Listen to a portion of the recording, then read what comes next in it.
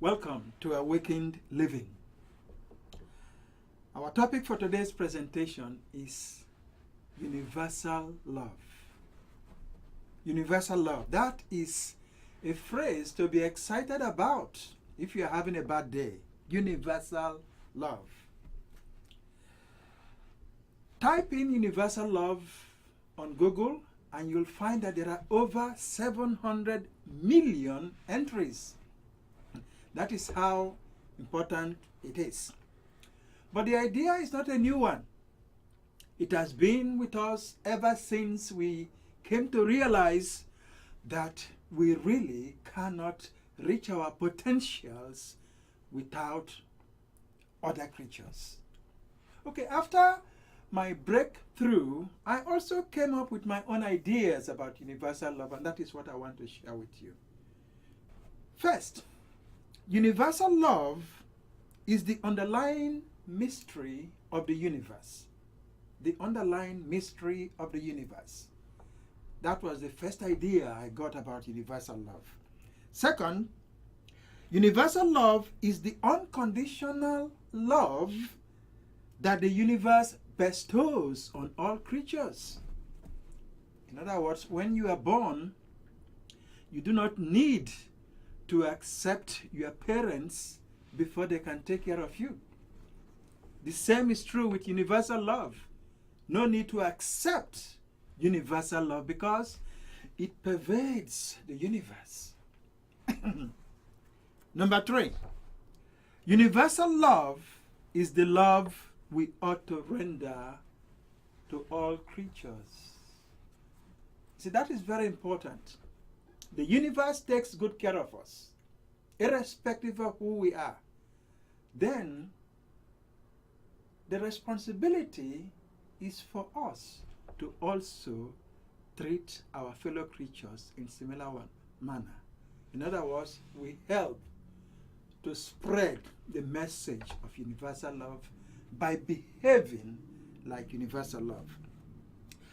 If you grew up in a culture as I was, you probably are dealing with several types of conditioning. You may be dealing with hopelessness, helplessness, or worthlessness, and sometimes failure. Anyone can succumb to these negative states of mind in a culture that continuously tells you that you are nobody or that you are not good enough. And I know how difficult it is to have that mindset. I do. However, I have formulated 3 truths that will help us, that will help you to deal with the negative circumstances, more especially the negative states of mind that you inherited from your culture. And the first truth is every incarnation is loved without conditions. Remember universal love? Every incarnation is loved without conditions. Now, of course, somebody will ask, how can I say that?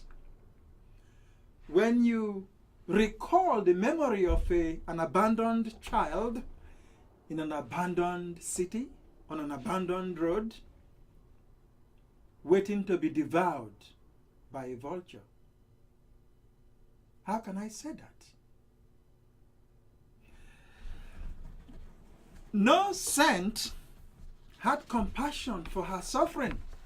Not even a savior or a God remembered her fragile and helpless body.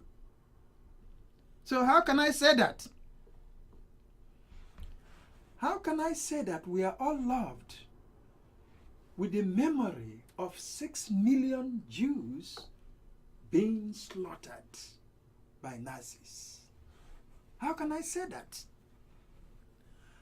How can I say that we are all loved with the history of African Americans? No, excuse me.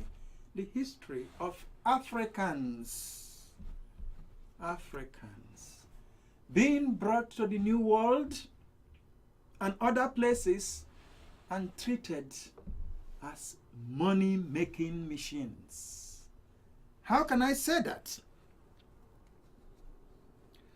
How can I say that we are all loved in a culture where so many innocent people have been imprisoned for life? How can I say that? How can I say that? I can go on and mention so many instances in which love seemed to have failed. But is that the whole story? Definitely not. That is not the whole story. As painful as these experiences might be, I want to ask you to take time out and look around you. Yes, look around you. When you look around you, you will notice that free air is sustaining you. You will notice that flowers are blooming. You'll notice many fruit-bearing trees at your service. You'll notice squirrels entertaining you. You'll notice other creatures keeping you company, your parents, brothers and sisters, your friends, and the whole universe. So, when you look at this, I can truly say that you are indeed loved without conditions. The second truth: every incarnation is blessed without requirements. This is another one. How can I say that? That we are all blessed without requirements? How can I say that? With so many homeless people on our streets? How can I say that? With the knowledge that some of us tonight will not have dinner, how can I say that? How can I say that with the knowledge that some of us who are sick today will probably die because we do not have health insurance? Not probably die. We will be left to die because we don't have health insurance. So how can I say that? How can I say that with our history of hopelessness, helplessness, and worthlessness? How can I say that? There is no doubt that some of these challenges will remain with us because of our nature and the nature of the environment in which we live. Meanwhile, I want you to take time out again and look around you. When you do that, you are going to find that there are some people who have risen above the challenges of their lives. There are also people who have overcome their physical challenges. There are also people who have overcome or who have been healed from seemingly incurable diseases.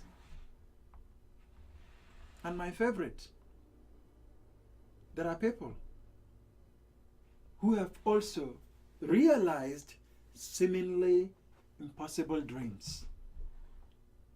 All you have to do is look around you. So my dear brothers and sisters, I can truly say that you are blessed without requirements.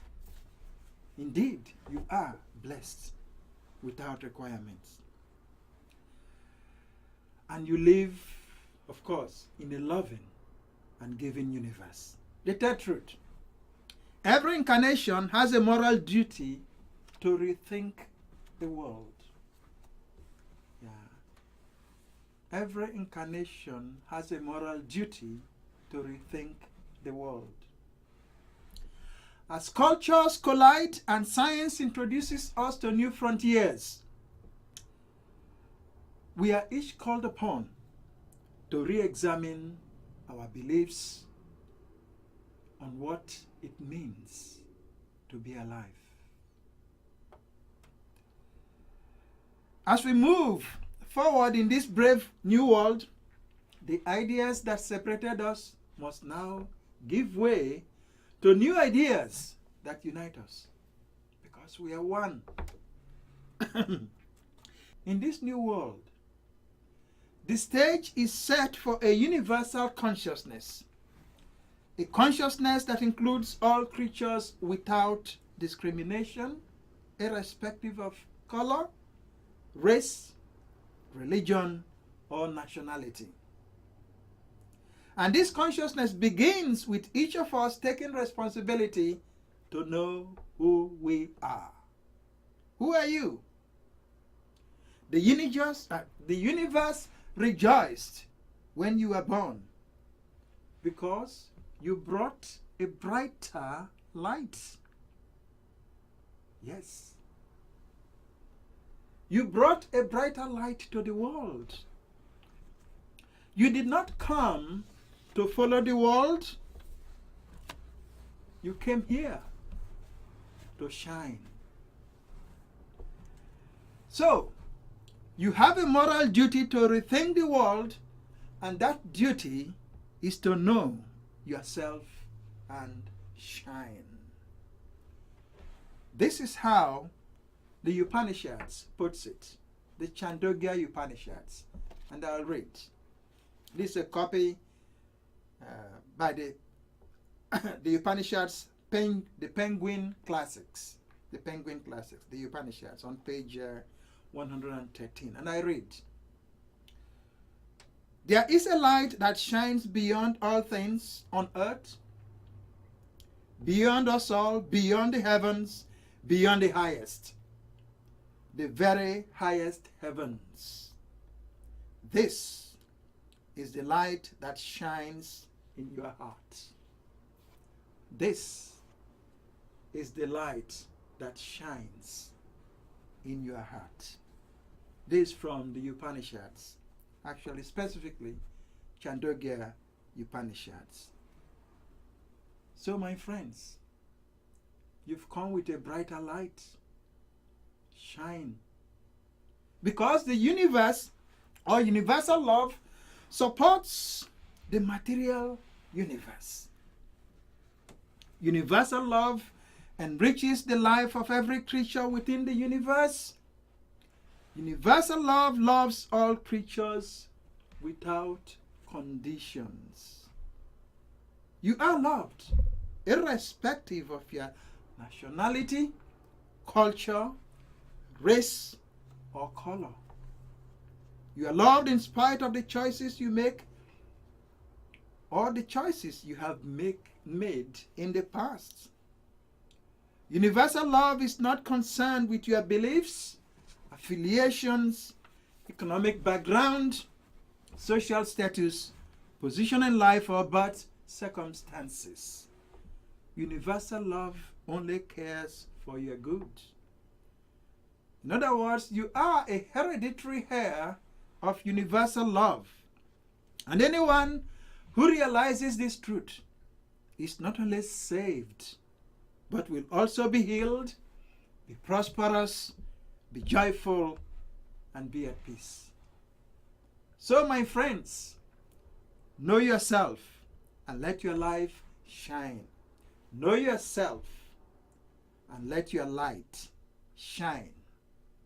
This is the primary purpose for which you were born. The purpose of Awakened Living is to help us to live well in this world. Awakened Living is sponsored by Unison. You are loved without conditions, and you are blessed without requirements. Thank you for listening, and may you experience cosmic peace in the name of love, the earth, and the universe. Join me next time for another episode of Awakened Living. Thank you.